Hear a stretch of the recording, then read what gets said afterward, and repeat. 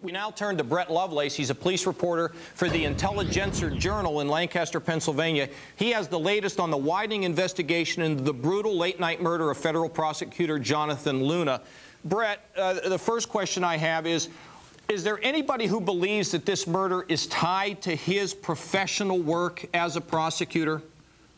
The family, John, is still steadfast in their opinion that his killing is directly related to his work.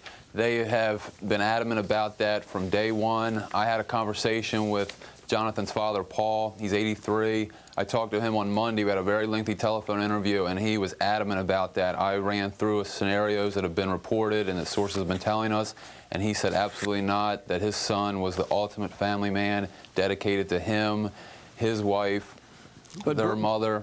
Gotcha. Brett, let me ask you about a guy's got a very important case, plea bargain, the next morning, yet the guy is leaving and driving to Pennsylvania. What's the theory behind him being in Pennsylvania? Well, John, you must remember that there was a very key witness in this heroin case that he was preparing this plea bargain for at a jail in Philadelphia. And there is a theory that he could have been en route to interview that witness one more time. He had made several trips to the Philadelphia area previously before the homicide, and the theory at this point is he could be there going on business. And so that would say that this may not just be personal. That's further confirmation perhaps this is tied to one of these cases. Now, I hate to even ask this, but I think we have to ask the question. There has been speculation and reports about Luna's name being listed on sex websites. What light can you shed on that?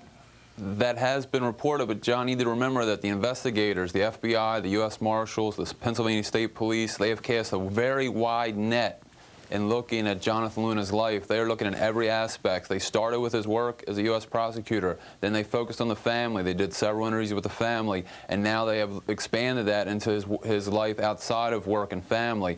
Those internet reports, those personal web postings I've read, they're very explicit, they're very direct, but there's nothing to confirm that those are actually him that made those reports at this point. I'm glad that you shed some light on that. Brett, what about the fact that Luna was stabbed 36 times with, apparently a penknife, then put out in a creek where he drowned, and people are saying it didn't appear as though he was defending himself against this. What are people saying about that report? John, the first injury to the prosecutor was a traumatic injury to the right side of his head, indicating that he was struck on the head prior to being stabbed. So in theory, he was knocked out, and then at that point, he could have been tortured over a long period of time. The coroner told me that his stab wounds were inflicted while he was in a sitting or lying position. It was not in a face-to-face confrontation at all.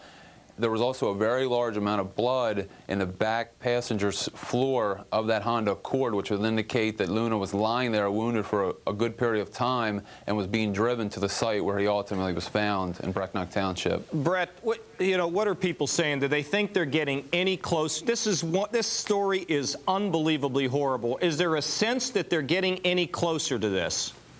I believe so. They're at the point now where they are really scrutinizing. The FBI is scrutinizing the blood evidence that was found in that car. There has been reports that there was a second blood sample found among Luna's blood, which would indicate there was a second person in that car who could have been cut with a knife and had some minor bleeding.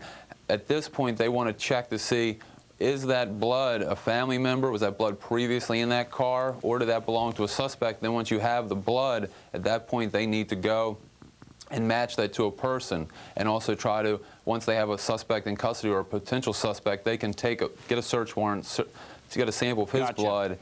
Brett, I've got to tell you, you've shed some very good light on this case. Will you come back again, and as this thing develops, we want to be able to give good reports and just hope that authorities can get to the bottom. So we want to have you back, okay, Brett? Thank you, John. All right, thank you.